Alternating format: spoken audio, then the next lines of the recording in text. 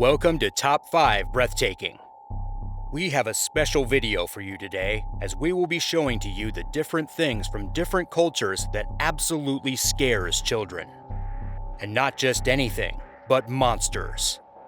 Here are 5 punishing children's monsters from different cultures. We start off our list at number 5 with the Baba Yaga in Russian folklore. Most of you have probably heard Baba Yaga from the popular movie trilogy John Wick, but the real story is much more terrifying. Baba Yaga is an ogress who steals, cooks, and eats her victims, the majority of which are children. She is a guardian of the founts of the water of life. She lives with 2 or 3 sisters in a forest, all of which are known as Baba Yaga. She lives in a hut that continually spins on birds' legs, with a fence topped with human skulls. She rides in an iron kettle or in a mortar with a pestle, as she rides through the air, creating tempests along the way.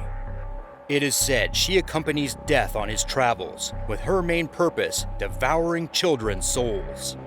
In other stories, Baba Yaga may also help those who seek her assistance, playing a maternal role and a somewhat protector of the forest life.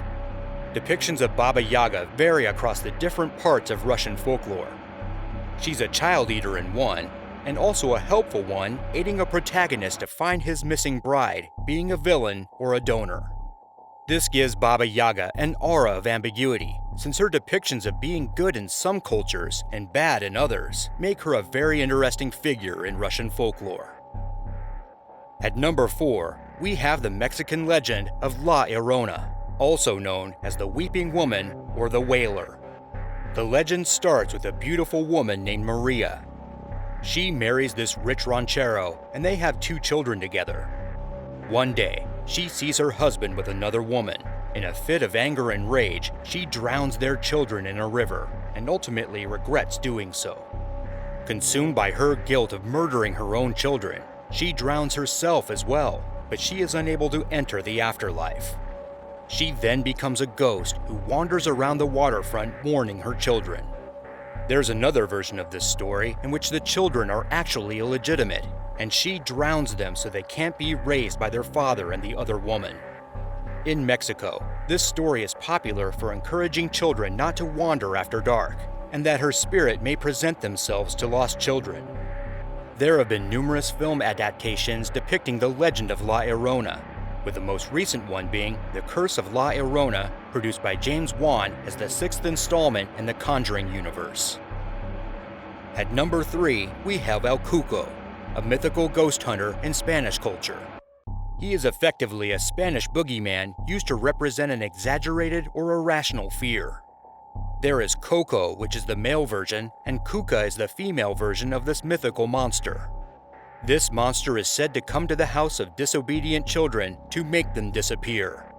In Spanish culture, Coco or Cuca is a legend told so it stops their children from misbehaving. They sing lullabies and songs in which El Cuco will come to get them and eat them if they disobey their parents. They stay on the rooftops on the lookout for naughty children, and they take the shape of a dark shadow.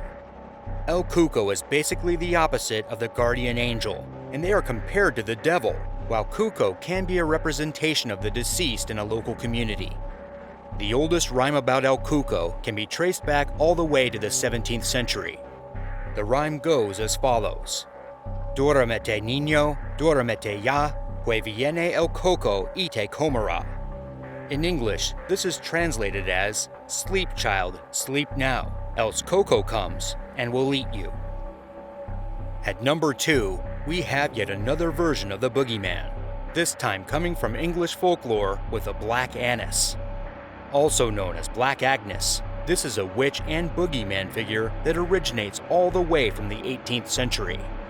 With blue skin, iron claws, and a taste for human flesh, she roams the countryside of Leicestershire, somewhere along the Dane Hills, living in her cave before she hunts children during the night.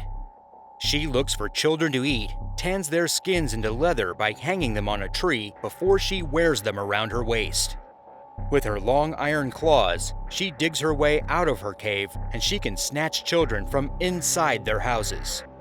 Just like the classic boogeyman tales of old, English parents shared this story to their children to warn them what could happen if they were being disobedient. It is said that she feasted on farm animals as well, like sheep and lamb, but children remain the tastiest, especially those who have misbehaved. She would let out a horrible howl and screech that could be heard from miles away, which serves as a warning for people to prepare for her visit. Topping off our list at number 1 is Guru Mappa, a mythical creature in Nepal folklore that takes away disobedient children and banishes them to a field in Kathmandu. This creature is depicted as a giant with a scary face and protruding fangs. The legend starts with Kesh Chandra, an inveterate who lived in Idumbaha, a sacred courtyard in the heart of Kathmandu. He managed to gamble away all his property, which led him to having to live with his sister. While living with his sister, he could not control his gambling urges and stole a plate on which his food was served so he could gamble it away. His sister wanted him to learn from his mistakes, and she served his rice on the floor. Kesh Chandra gathered the rice in a handkerchief and walked a great distance to the woods. He was feeling hungry and tried to eat the rice, but found that it had spoiled and maggots had infested it. He spread the food to dry in the sun and fell asleep in the process. When he woke up, the rice was gone, as pigeons had eaten it during his sleep, which brought him to tears. The pigeons then left their droppings, which turned into gold. There was so much that he couldn't carry all of it. It was at this moment that he saw Guru Mappa, a man-eating giant that inhabited the forest. Attracted by the smell of prey, Guru Mappa made his way towards Kesh Chandra. Kesh Chandra then persuaded him to carry the gold to his home, with the promise of being able to take away children when their parents called him when they were acting naughty. Guru Mappa came with Kesh to live in Idumbaha, right down in the attic. When parents would warn their children about Guru Mappa, they would disappear coincidentally. The local residents then decided that Guru Mappa had to live elsewhere. So, they promised him an annual feast of boiled rice and buffalo meat so that he could live on the field of Tinkya. To this day, the feast is still celebrated to keep Guru Mappa from ever coming back. The famous saying for children is that they better behave and keep close after dark, or the boogeyman, quote-unquote, is coming to get them. For the bonus section of our video, we have the boogeyman in American culture. The boogeyman in American culture first originated in the rural areas of the American South. Just like the other monsters in this video, he was used so that children would obey their parents and refrain from playing outside after dark. In other states, the boogeyman scratches at the window and could even manifest in green fog. He can even hide or appear under the bed or in the closet and can tickle the children at night. For other cultures, they said that the boogeyman appears in a black hooded cloak, carrying a large sack for the children that he hunts. Make sure to subscribe to our channel and watch our next 2 videos. Thanks for watching Top 5 Breathtaking.